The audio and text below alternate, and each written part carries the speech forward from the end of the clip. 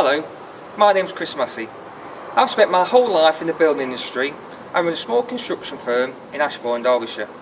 On a recent trip to Egypt, I was amazed at the size of the structures built by the ancient Egyptians at Giza and at Karnak. I asked my guides how they managed to get these multi-ton blocks hundreds of feet up in the air. I was constantly met with stock answer, brute force, ignorance, ropes and ramps. I found this hard to believe. Surely a nation and civilization, what was built upon and around the mighty Nile, whose every childhood moment would be spent playing in the Nile, whose every day, working day, would rely on either fishing in, floating on, or irrigating with the waters of the Nile, whose only knowledge in life would be based around water. So if you was going to build a massive structure using the workforce available, you would build it using the knowledge of the day, which was water. We've made a series of videos to try to explain the theory and have written a book which comes out in August. So please enjoy the video, read the book and believe the theory. Thank you.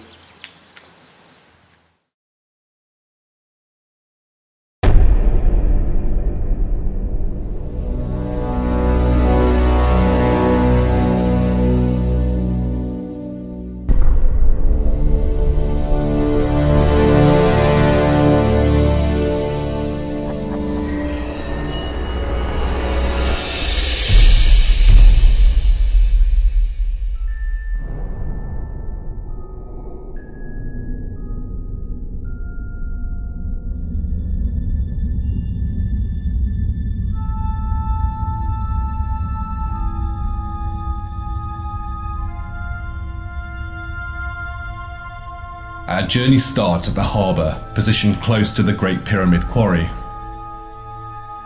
Each block is prepared for its voyage to the summit of the Giza Pyramid construction site by attaching floats. These floats, made of inflated animal skins and stomachs, are held securely in place using ropes and reed matting. Flood season arrives, and the water rises to fill the harbour and canal system. The blocks, all prepared with floats, are surrounded by water. As the height of the Nile begins to reach above them, the blocks begin to rise.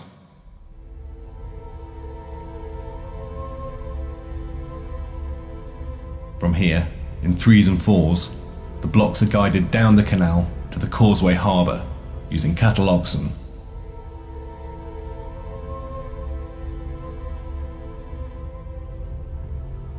The next stage is where the benefits of Chris's unique system for raising blocks to a higher level comes into play. The causeway that leads from the canal to the pyramid precinct is essentially a massive pipe or culvert that seals in hundreds of gallons of water. Holding the water in place are two locks, one located at the harbour and the second at the halfway point where the causeway changes direction.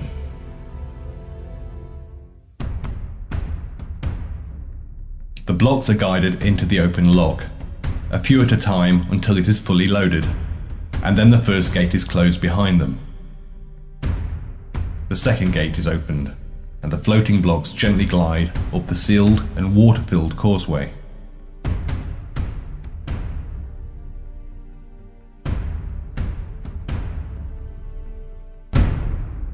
The second lock reduces the load on the lower gates from the many tons of water.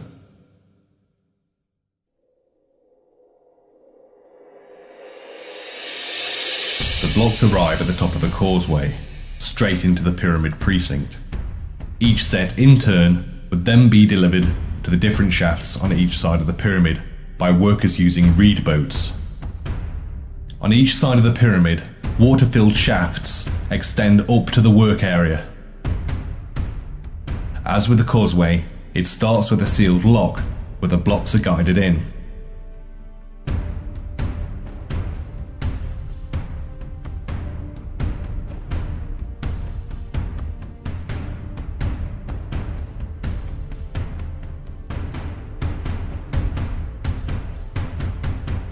The second gate is opened. The blocks gently rise out of the lock and float steadily upwards, letting physics and nature do all of the heavy work.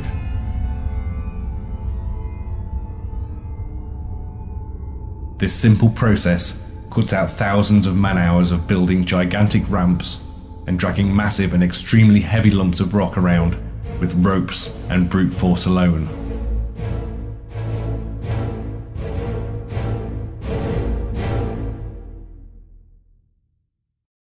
At the top of the shaft, the gate is opened, and the blocks float into the upper channel, which is also flooded with water.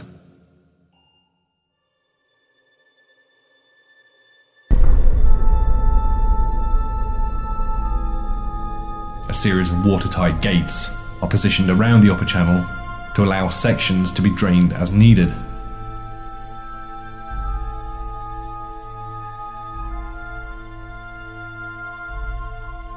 The smooth facing blocks, floated across the Nile from the quarry at Tura, are the first to be guided into their approximate positions.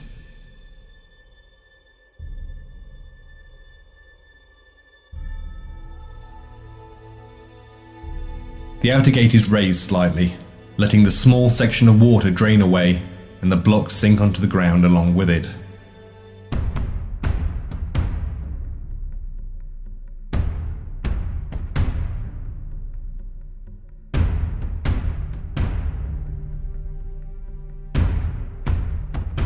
Then, the facing blocks are manually barred into their final resting place using mud as a lubricant.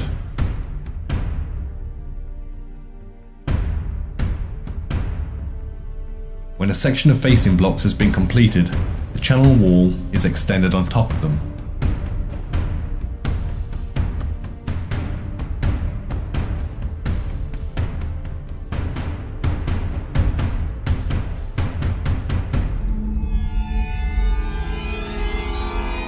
And is once again flooded, ready for the interior blocks to be floated into place.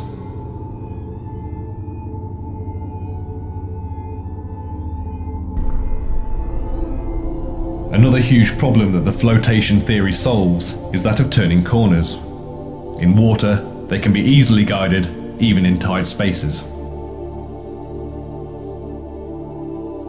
And they're guided into place using the water-filled channel maintained at the top of the pyramid construction site.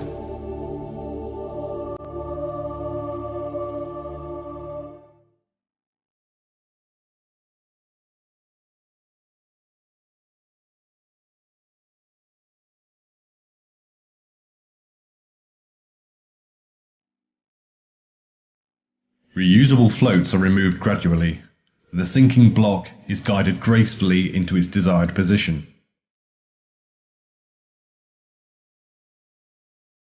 This process being repeated around the pyramid and at each level.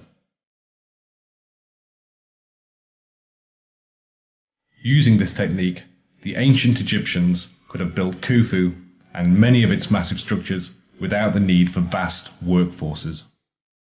But more importantly, with relative ease, using something they had in abundance: water.